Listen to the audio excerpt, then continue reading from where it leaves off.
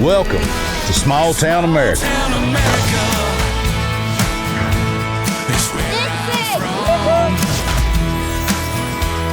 No air conditioning. Okay. Hello, everybody. How bad can you run? Hopefully faster than you. Freedom ain't free. Well, it's kind of hoping with the fire you. It's good enough for me. Amen. Previously on Small Town America. I don't like snakes. I ain't fighting no snakes over no gold. If you did right there what you did down there, you would currently be dead. Okay, as much as I want to continue, I'm going to take Norman's advice and stop. Agreed to regroup, get shoes that work, and then you all are coming back. And you're going to make fun of me because you didn't believe this was real anyway. You get it. I didn't. I still don't. Well, of course, I don't believe this, and he shouldn't either. And by the way, neither should you. Whoa, hold it. Hold it right there. Everybody has been making fun of me for weeks because I believe that Jesse James' treasure is still buried in Kegel Mountain. If Billy Seals and Norman Christensen tell me there's gold in those mountains, I've got to believe it. There ain't no gold in that mountain. Bless his heart. I wish it was true. There ain't no gold in Kegel Mountain, baby. There ain't no gold in them hills. So I'm not buying half of what he's selling. Cody, I love you, brother, but I don't think it's there. I don't blame Cody sometimes. If Cody believes it's there, then I believe it's there. And yeah, we didn't find the gold. But what people didn't see was what happened when we got back to the Mercantile that day. Glenn from our Rat Rod friend out of Nashville, Vintage Shine, right? He said he hid some of the gold in a small cave and then blew it shut. And some of the gold was buried in dynamite boxes in a riverbank. Jesse was part of the Knights of the Golden Circle. True? Okay. What is that? I don't know. Okay, we'll have to look that up. We got to look up Knights of the Golden Circle, and later became the president. So you need to look for a golden circle. My guess would be that it's a circle of maple trees. This time of the year would make the golden circle. The leaves would be golden. You need to look that you will find the gold in that area. We need to run that by Hillbilly Barbie. We did. What do you think? Come on, Jesse, tell us. I was shocked when they got back off that mountain. We actually got some legitimate text about it could be true. So look, the scratches on me from where we went up in the mountains. Val was making fun of me. Everybody was making fun of me, and especially John making fun of me. And then all of a sudden I get this text message. And I forwarded this to John too, by the way. The gold was this is somebody who just saw a little Facebook Live thing I did up in the woods, right? The gold was stolen from a bank in Dunlap, taken to Pikeville, Tennessee, and dropped in town. Well, at the time, which is right off of Cumberland Avenue. Talk to the mayor of Pikeville. He knows more of the story. See? It's right there. We'll find it. As soon as I get Hillbilly Barbie back down here. So take that, Schneider. I'm not the only one that believes it. Sure, my doctor bills are piling up, and I can't afford the oxygen tanks, but I got a helicopter coming. But one good thing did happen. Norman, who I've known all my life, got a brand new nickname, Hillbilly Barbie. I mean, who didn't have a Hillbilly Barbie doll? Betty Sue is Norman's wife, and that pink Volkswagen is probably hers. But you know, I wouldn't put it past Norman. He's really a cool guy. Real men wear pink. Yeah, real men wear pink. Have you ever seen the movie Legally Blonde? I hope Norman don't got a chihuahua. Now that I've got that off my chest, back to our regularly scheduled programming. Hope you enjoy.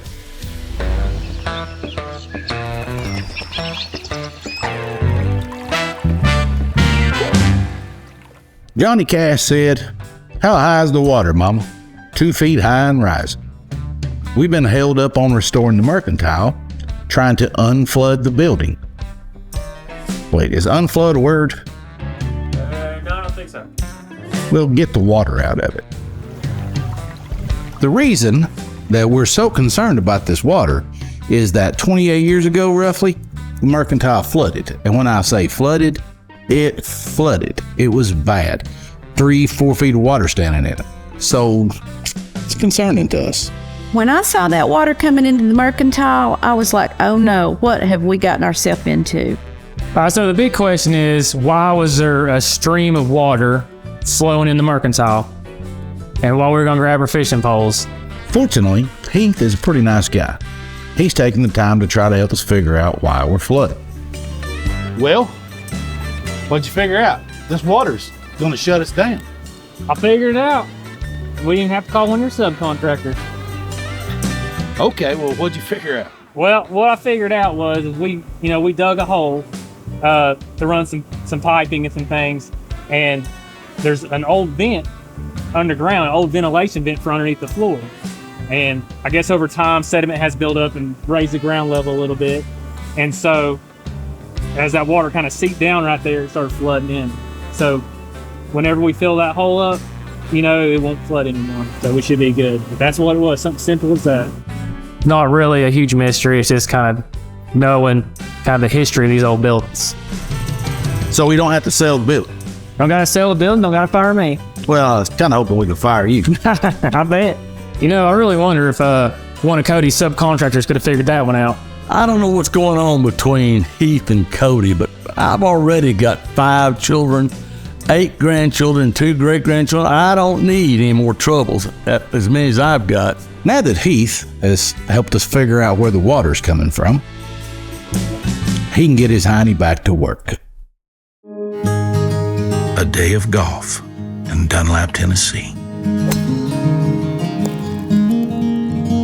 Today, I'm wearing a golf shirt, and I bet you're wondering why.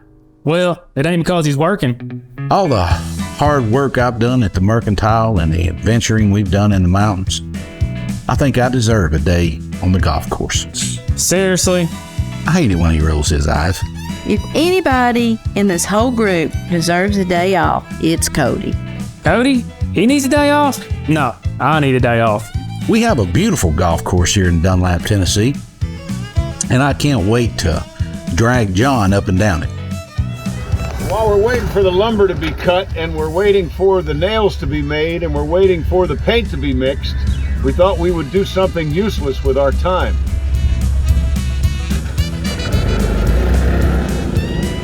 So John's gonna show off. He's gonna hit one of those balls that curves around the tree, lands nicely on the green. Well, you left out the down and around part. Now let's make this clear. I ain't very good at golf, but John's worse. That's how we do it. Why do they call golf golf? Because all the other 4-letter words are taken.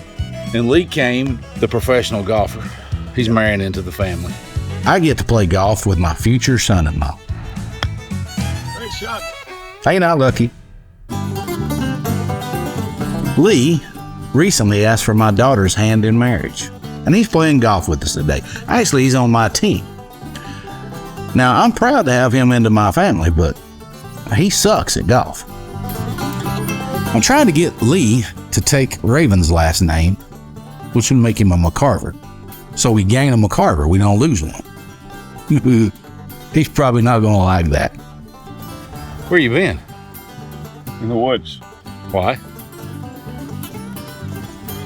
Looking for my golf ball.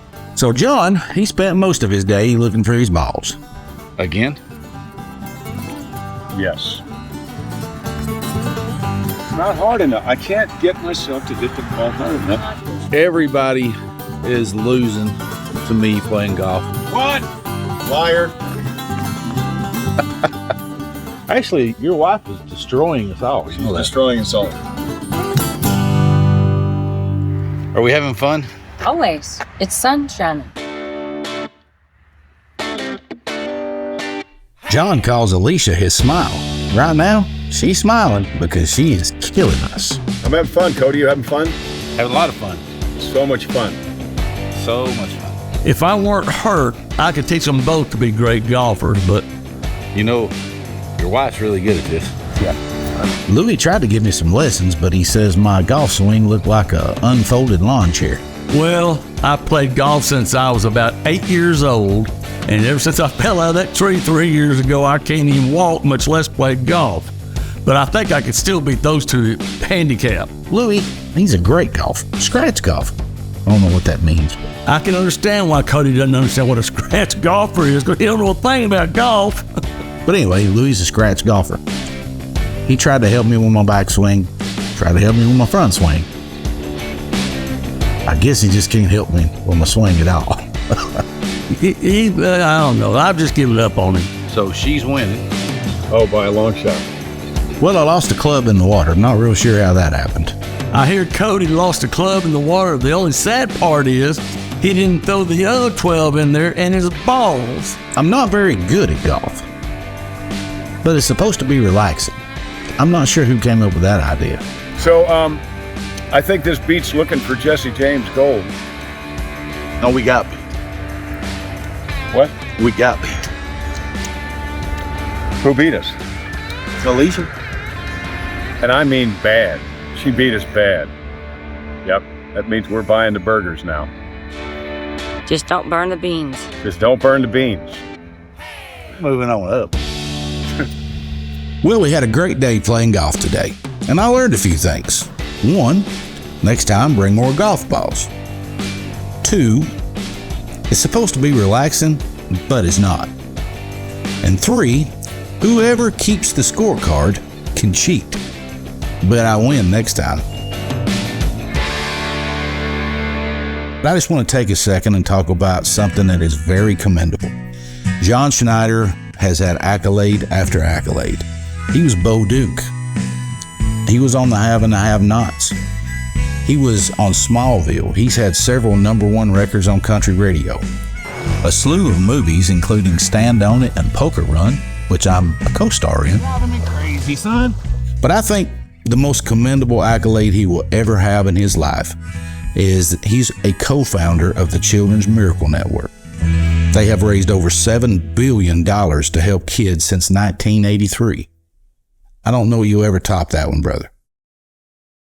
So I dragged John up on Kegel Mountain to look for Jesse James Gold. Then I dragged him up and down the golf course. Now I'm going to drag him out to look at some property, because you never know. He might move to the Sequatchie Valley. Check this property out behind me. Mountains over there, right? Valley, right there. And mountains over there. Heck, we're going to talk to Louis about this piece of property, because I think it's just gorgeous. I'm no real estate agent, but if John moves here, I better get a commission. Look at that sky. Man, it's beautiful. Why are there mountains on both sides of us? What's the deal with this? I don't believe I've seen this before. They used to say it was a rift valley. A rift valley was where something came through and ripped it up. This is not. This is one. How do you spell that word? R-I-F-T. It's rift. And Like a rift between left and husband right. wife, yeah, husband and wife. Becky and Louie, they never rift because Louie does what he's told. But it's not. It's actually a valley just like the other valleys where the water has risen or fallen and made valleys on both sides. Ain't none of these people knows nothing about geography. But I think Louie was trying to say it eroded. Not eroded, eroded. But the word Sequatchie means grinning possum, but a possum ain't a rodent. It's a marsupial, which makes me never want to eat soup again. So what was this? Say that again. This is the Sequatchie Valley. Is that how you say it? Okay. Sequatchie Valley. Valley I got, yeah. And what were you saying about Indians? It's named after Sequoia, which this was full of Cherokee Indians at one time. Before the white man came and ran them off. Oh, okay. All right. That's supposed to say that? That's all right. That's the truth. So, You got to be careful about what you say nowadays. People get upset about little bitty things, even the truth. where are we going now? We're going back to the Mercantile. We should have that load of lumber and those strawberries by now. What? Strawberries? Why strawberries? The strawberries are good. Oh my gosh. Now then, back to work at the Mercantile. If there's any work that's going to be done, it's going to be me, not Cody. Heath Shelton from Shelton Construction. He's our contractor. What a great guy. So talented. There's nothing he can't build. Movie star good looks. Who am I kidding? I cannot stand this guy. He is jumping up and down on my last nerve.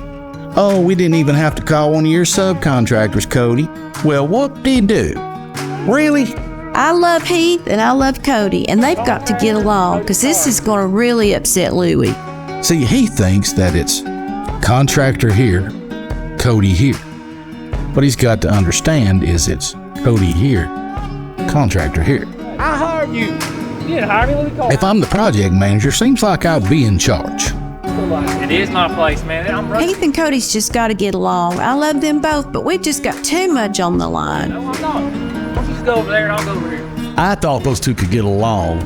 They both got easy personalities, but together they're like oil and water. I don't know what's going You on. gotta find somebody that's gonna work. Your little buddies, they ain't working out. They just not working at all. So you gotta fix it now. If I would have known that I was gonna have to sit around and wait for Cody's subcontractors, which is another word for his friends, I would have never taken this job.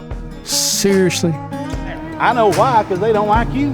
Wait, ain't my problem. They get the job done. They want to make some money. Get them over here. They're going to keep on until Louie gets really mad, and that's not pretty. You know, from a distance, he seems like a pretty nice guy. Well, when you get to know him,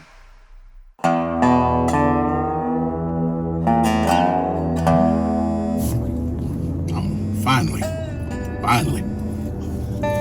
Hey, bud, what's up? Yeah, I'm doing good. How's the family? Ain't nothing like that, huh? All right.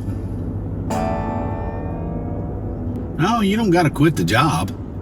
So it seems that Heath has called somebody to replace my subcontractor. So let me get this clear. You're telling me that you came to unload your materials to start the job. While you're unloading your materials, you find another guy bidding your job. That ain't cool. We was expecting you a couple weeks ago, so I'm guessing that's why that happened. You know, it's been 2 weeks. I ain't heard a word. That ain't cool, though. You're right. I got you. Let me figure out what's going on here, and I'll get back with you. All right. Love you, brother. Heath, a whole nother bag of worms he's opened here. Hey, Heath. Yeah. I need to talk to you. All right, let's talk. I just got a phone call from my contractor. Actually, I'm your contractor. Okay, I just got a phone call from my subcontractor. Okay. He comes down to unload his materials into the Mercantile. While he's unloading, there's another guy in there bidding on the same job that he's been promised. Yeah, I think I heard about that. That ain't cool, man. This guy's like my family. Well, look here. Families, campfires, and barbecue, son. Well, first off, I ain't your son. Second off, if you want to fire him, let's talk about it. But fire him and then bring in somebody to bid. Well, I've been waiting on him for over 2 weeks. I mean, I've been waiting forever. I understand that. But you didn't have to bring somebody to come in and on top of him. I understand. I mean, that's kind of embarrassing. I get that. What would you have done? I probably quit too. I probably just walked away. I wouldn't dealt with that. So why did you do that? I didn't do it. It wasn't me. I don't know who it was. Somebody else is called. You know, we got a lot of people think they're in charge around here, so I don't know. So you're telling me that you didn't bring in somebody to bid on that job? I did not. It was not me, Cody. I'm sorry, man. I don't know who it was. All right, I'll be back. All right, see ya.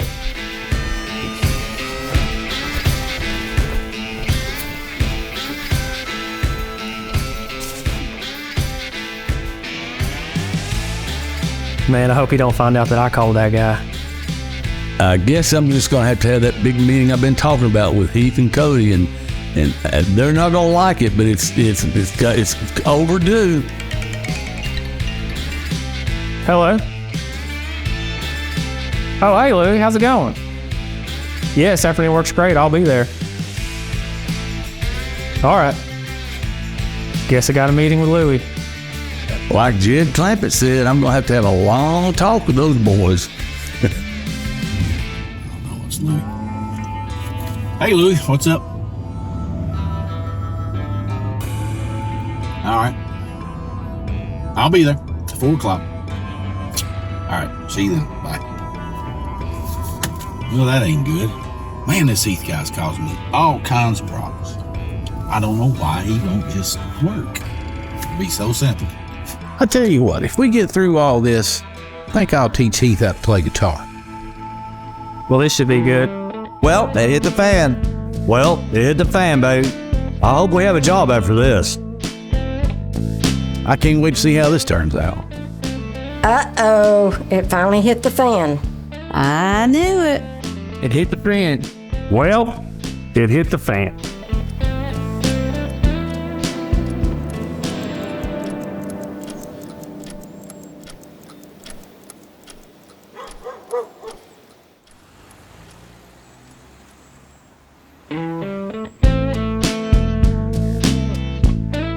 That went well.